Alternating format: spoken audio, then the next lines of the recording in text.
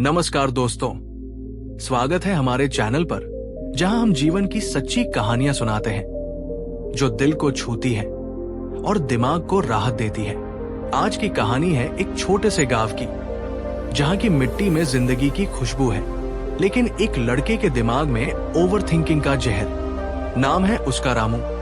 ये कहानी बताएगी कि ओवरथिंकिंग क्या है, ये कैसे जिंदगी बर्बाद करती है और गांव की सादगी से इसे कैसे कंट्रोल किया जाए।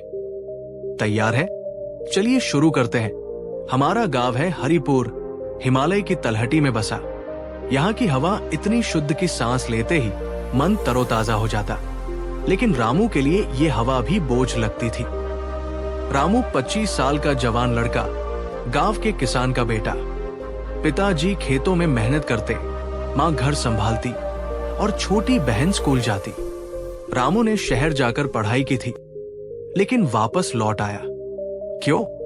क्योंकि उसका दिमाग कभी चैन नहीं लेता था। रामू ओवरथिंकिंग का शिकार था।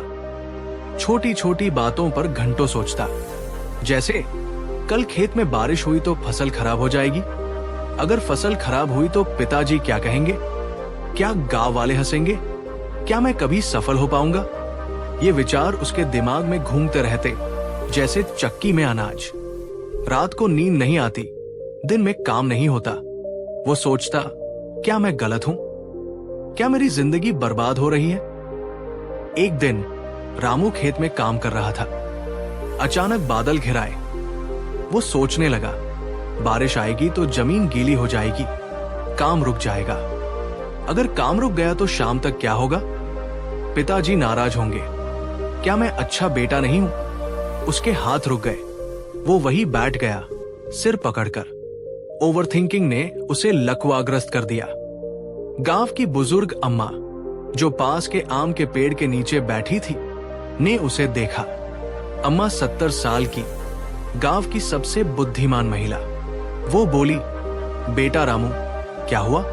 चेहरा क्यों उतरा है? रामू ने सब बता दिया। अम्मा हंसी, ये तो ओवरथिंकिंग है बेटा, दिमाग का दुश्मन। लेकिन गांव की मिट्टी में इसका इलाज है। सुन, मैं तुझे कहानी सुनाती हूं और साथ में सिखाती हूं इसे कंट्रोल कैसे करें। अम्मा ने कहानी शुरू की। बहुत साल पहले हमारे गांव में एक लड़का था, श्याम। वो भी तेरी तरह सोचता रहता।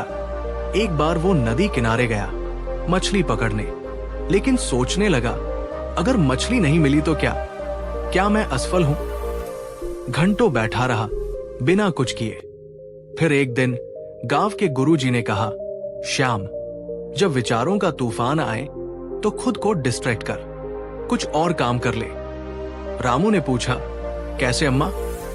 अम्मा बोली, देख, गांव में कितने काम हैं। खेत में जाकर बीज बो, नदी में नहा या बच्चों के साथ खेल। विचारों से ध्यान हटाओ। रामू ने ट्राई किया। अगले दिन जब विचार आए, वो उठा और गांव के मंदिर गया। वहां झाड़ू लगाने लगा। काम करते करते विचार कम हो गए। वो सोचा, वाह, ये काम करता है। लेकिन ओवरथिंकिंग आसानी से नहीं जाती। शाम को रामू घर लौटा। मां ने कहा, बेटा, कल गांव में मेला है, तू तैयारियां देख। रामू सोचने लगा, अगर मैं गलत करूं तो क्या? लोग क्या कहेंगे?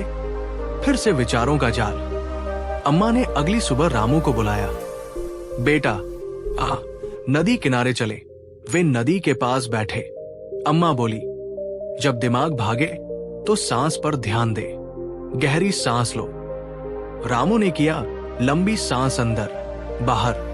5 मिनट में मन शांत हो गया। अम्मा ने कहा, ये डीप ब्रीदिंग है, रोज करो। फिर अम्मा ने मेडिटेशन सिखाया। बैठ, आंखें बंद कर, विचारों को आते जाते देख, लेकिन पकड़ मत, जैसे नदी का पानी बहता है। रामू ने अभ्यास किया। पहले दिन मुश्किल लगा, लेकिन धीरे धीरे विचार कम हुए। वो सोचा, गांव की प्रकृति कितनी मददगार है। कहानी जारी रही। श्याम ने भी यही किया। वो रोज सुबह नदी किनारे मेडिटेट करता। उसके विचार कम हुए और वो सफल किसान बना। रामू अब बेहतर महसूस कर रहा था, लेकिन शाम को पिताजी से बात हुई। पिता बोले, बेटा खेत का काम ठीक से कर। रामू सोचने लगा, क्या मैं परफेक्ट नहीं हूं? अगर गलती हुई तो? अम्मा ने देखा और कहा, ट्रिगर समझो। क्या चीज विचार शुरू करती है? जैसे पिता की बात। इसे पहचानो और कहो, मैं परफेक्ट नहीं लेकिन कोशिश कर रहा हूं। परफेक्शनिज्म छोड़ो बेटा, जिंदगी गलतियों से सीखती है। रामू ने नोटबुक में लिखना शुरू किया। रोज शाम को विचार लिखता, क्या ट्रिगर था, क्या सोचा। इससे उसे पैटर्न समझ आया। वो कम सोचने लगा। एक दिन बारिश हो गई। रामू सोचने लगा, फसल खराब हो जाएगी। अम्मा बोली, सोचने के लिए समय सीमा रख। 10 मिनट सोच, फिर रोक, और याद रख, जो तेरे नियंत्रण में है उसी पर फोकस कर। बारिश को रोक नहीं सकता, लेकिन खेत की मरम्मत कर सकता है। रामू ने किया। 10 मिनट सोचा, फिर काम पर लग गया। विचार रुक गए। अम्मा ने रामू को जंगल में ले जाया। ये फॉरेस्ट बाथिंग है। पेड़ों के बीच घूमो, प्रकृति महसूस करो। रामू ने किया। पत्तों की सरसराहट, हवा की ठंडक, सबने मन शांत किया। वो योग भी सीखा, जैसे प्राणायाम। गांव में वो बच्चों को पढ़ाने लगा। दूसरों की मदद करने से खुद के विचार कम हुए। रामू के नकारात्मक विचार, मैं असफल हूं। अम्मा बोली, इन्हें चुनौती दो, सबूत ढूंढो कि तू सफल है। रामू ने किया। विचार कमजोर पड़े। अम्मा ने कहा, खुद से प्यार कर, तू अच्छा है। रामू ने खुद को माफ किया। फिर डर का सामना, शहर जाकर नौकरी की कोशिश की। ओवरथिंकिंग कम हो गई। महीनों बाद रामू बदल गया। वो खुश था, काम करता, परिवार के साथ हंसता। गांव वाले कहते, रामू अब पहले जैसा नहीं। वो दूसरों को सिखाने लगा। श्याम की तरह वो सफल किसान और गांव का नेता बना। दोस्तों, ये थी रामू की कहानी। ओवरथिंकिंग हर किसी को होती है, लेकिन गांव की सादगी से इसे कंट्रोल कर सकते हैं। अगर आपको पसंद आई, लाइक, शेयर, सब्सक्राइब करें। कमेंट में बताएं, आप ओवरथिंकिंग कैसे कंट्रोल करते हैं।